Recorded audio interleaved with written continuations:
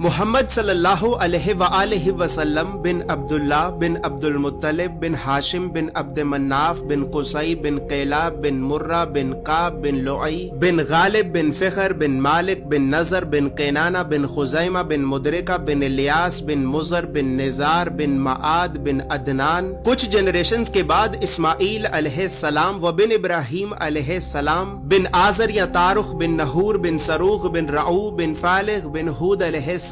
بن شالخ بن ارفخشد بن سام بن نوح علیہ السلام بن لامک بن متوشالح بن ادریس علیہ السلام بن یارد بن محللئیل بن کنان بن انوش بن شیس و بن آدم علیہ السلام. دوستو یاد رہے کہ یہ صرف نبی صلی اللہ علیہ وآلہ وسلم کا شجرہ نسب نہیں بلکہ یہ نبی علیہ السلام کے علاوہ قرآن پاک میں موجود تمام 25 انبیاء کرام کا بھی شجرہ نسب ہے. اس چارٹ میں ہم نے یہاں پر سب سے پہلے حضرت آدم علیہ السلام سے لے کر نبی صلی اللہ علیہ وآلہ وسلم تک تمام 25 انبیاء کرام کے ناموں کو ایک ترتیب کے ساتھ لکھا ہے اور پھر ہر نبی کا قرآن پاک میں کتنی مرتبہ نام لے کر ذکر کیا گیا ہے. ان تمام انبیاء کرام کو لوگوں کی ہدایت اور رہنمائی کرنے کے لیے جن علاقوں اور شہروں کی طرف بھیجا گیا تھا تو ہم نے اس چارٹ میں ان تمام علاقوں اور شہروں کے ناموں کو بھی لکھا ہے. اور سب سے خاص بات یہ ہے کہ یہاں پر ہم نے سبز رنگ سے نبیوں کے ناموں کو لکھا ہے اور سرخ رنگ سے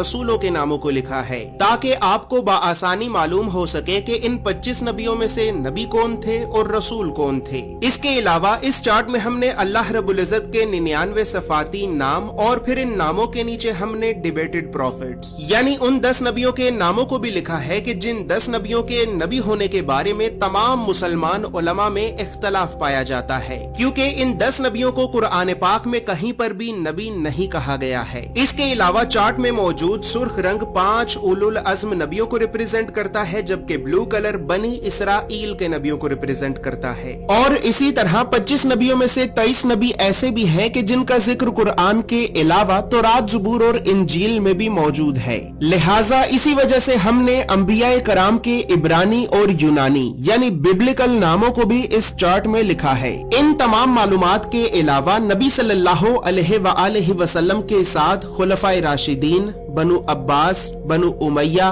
اور اہل بیت اطہار کا کیا رشتہ تھا تو ان تمام خاندانی رشتوں کو بھی ہم نے اس چارٹ میں ایکسپلین کیا ہے. اس چارٹ میں موجود تمام معلومات اردو اور انگریزی دونوں زبانوں میں ہی موجود ہیں. اور دوستو چونکہ اس چارٹ کو بنانا ایک بہت بڑی ذمہ داری کا کام ہے لہٰذا اسی وجہ سے ہم نے 1000 سال پہلے لکھی گئی کئی مستند اسلامی کتابوں کا مطالعہ کر کے 1 سال کی ریسرچ اور محنت کے بعد اس چارٹ کو